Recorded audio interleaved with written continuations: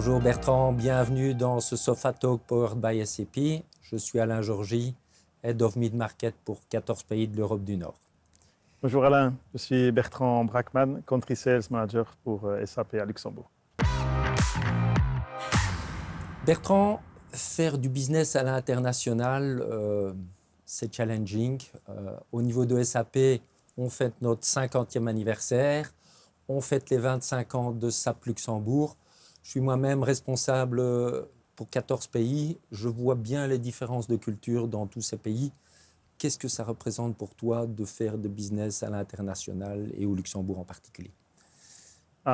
Faire du business à Luxembourg, Alain, je dirais que c'est être pertinent, c'est investir localement, sans arrogance et être digne de confiance. J'y ai fait toute ma carrière, c'est-à-dire 29 ans. Je suis frontalier. Pratiquement tous mes amis travaillent au Luxembourg. Une partie de ma famille luxembourgeoise, mes 2 filles travaillent à Luxembourg. Et j'ai eu l'occasion à plusieurs reprises de démarrer l'entité luxembourgeoise pour plusieurs groupes internationaux.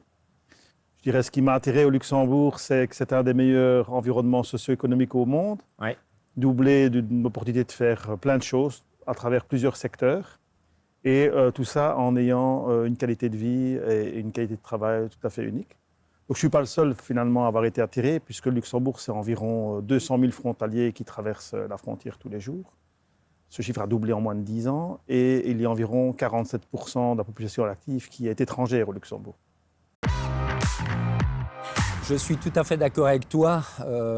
Ils ont une politique de développement économique très intelligente, des projets ambitieux, un marché dynamique et une très bonne qualité de vie. Et d'ailleurs, c'est comme ça qu'un jour, on a décidé de démarrer SAP Luxembourg. J'étais dans une réunion de travail avec notre plus gros client de l'époque, l'Arbet.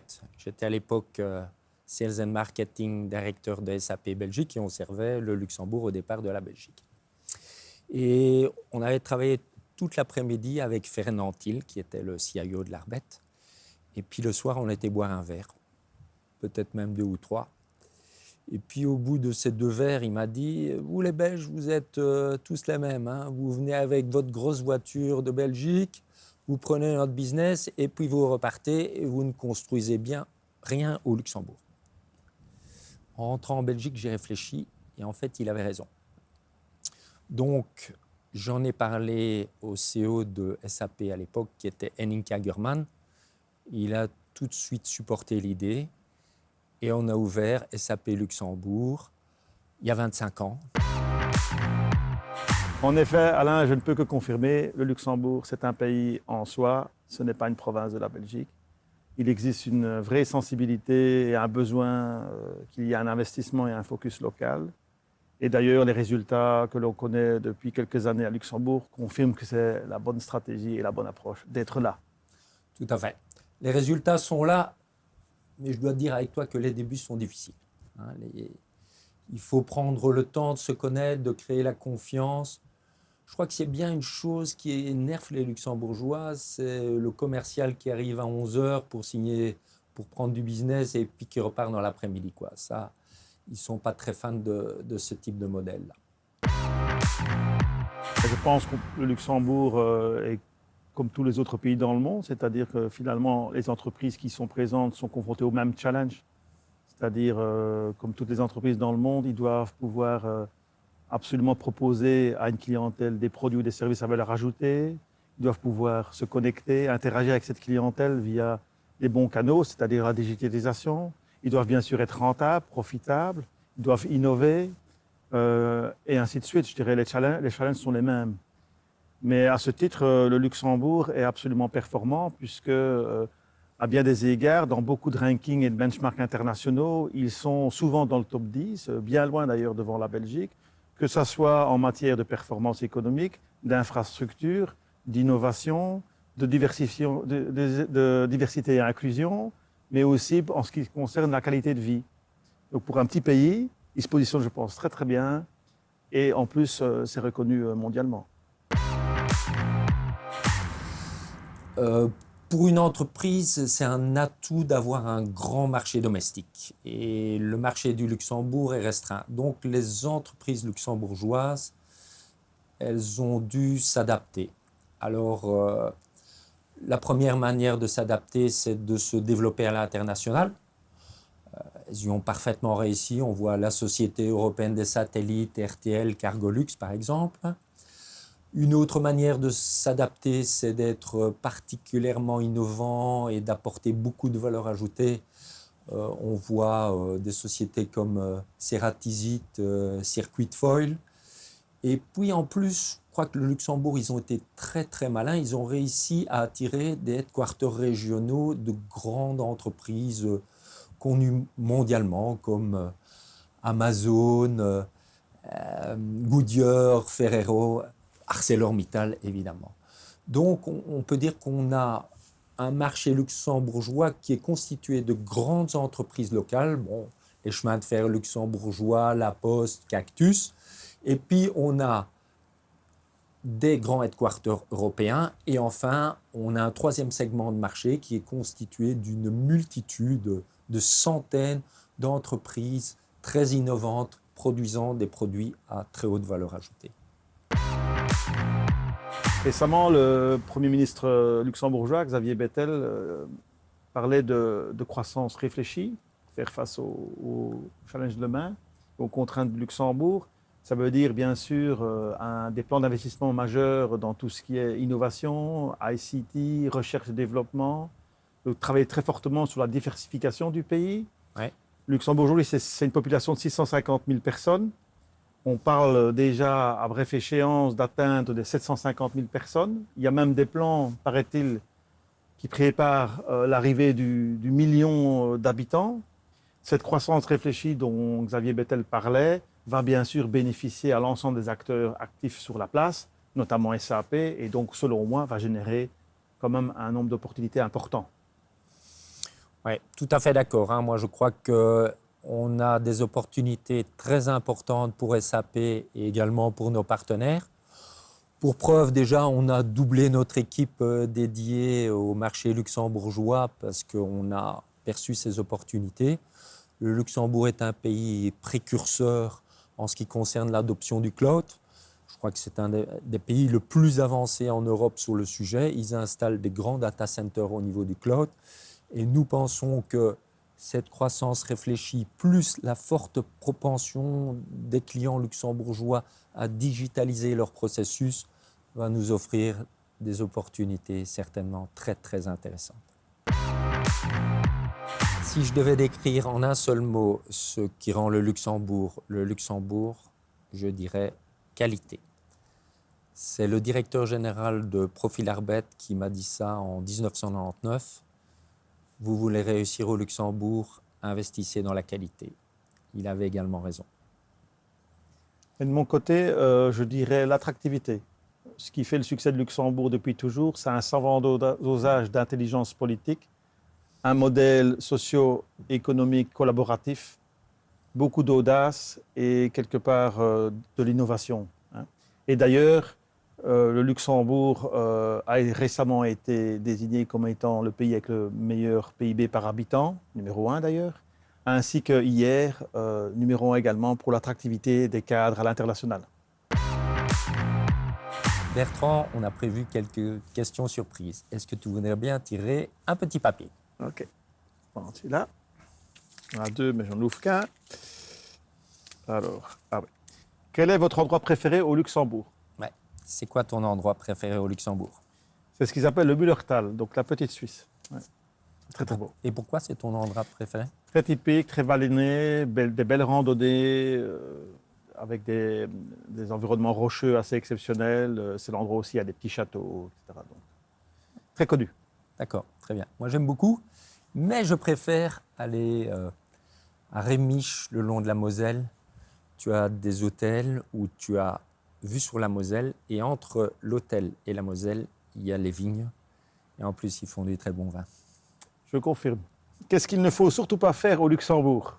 Je pense que de mon côté, si je peux répondre le premier, être en retard, ça c'est quelque chose qui pose problème à Luxembourg.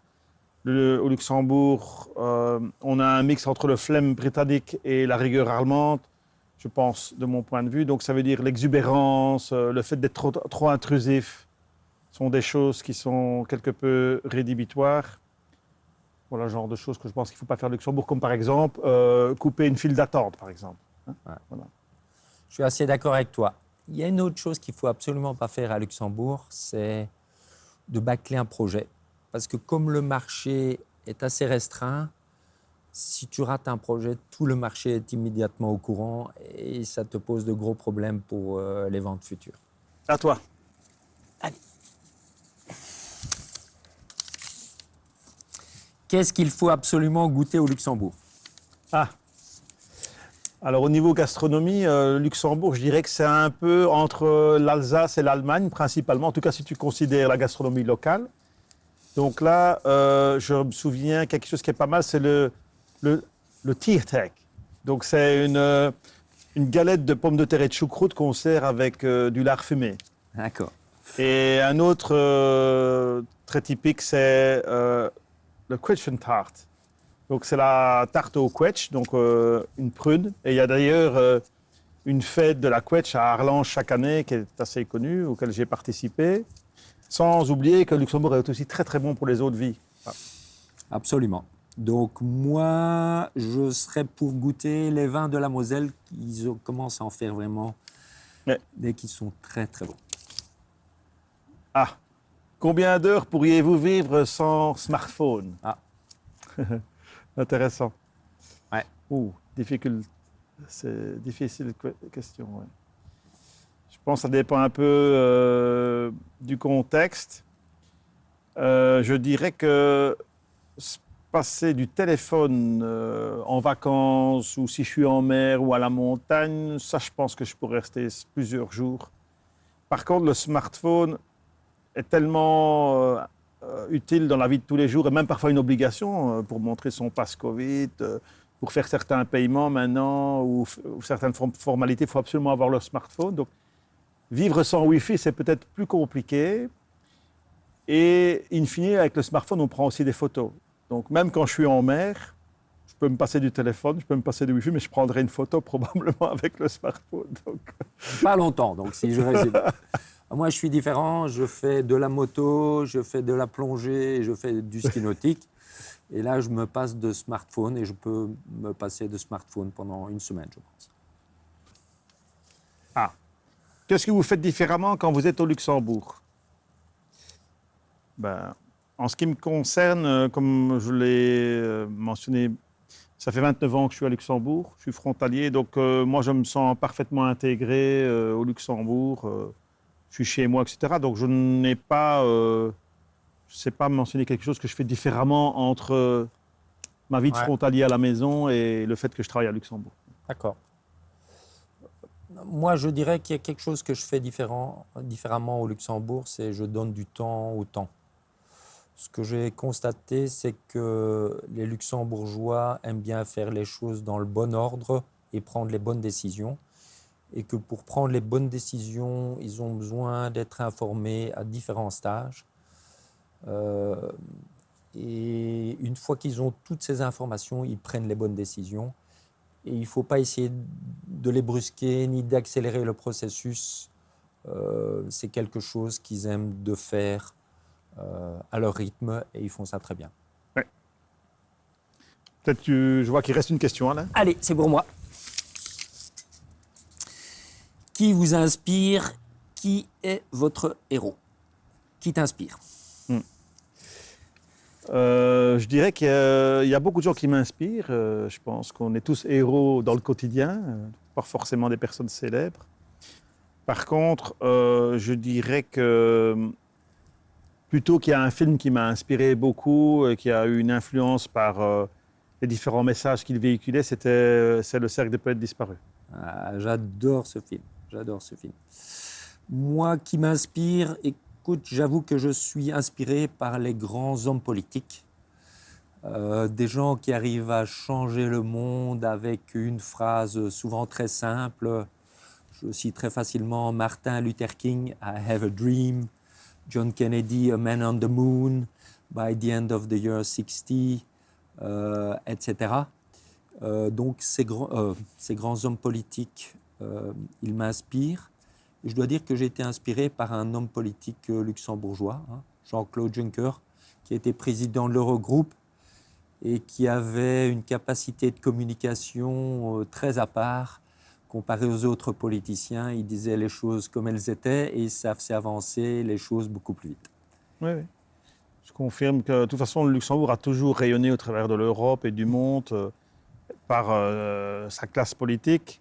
Xavier Bettel ne déroge pas à la règle, il amène beaucoup de choses au niveau européen. C'est un pays qui est très en avance sur tout ce qui est diversité et inclusion.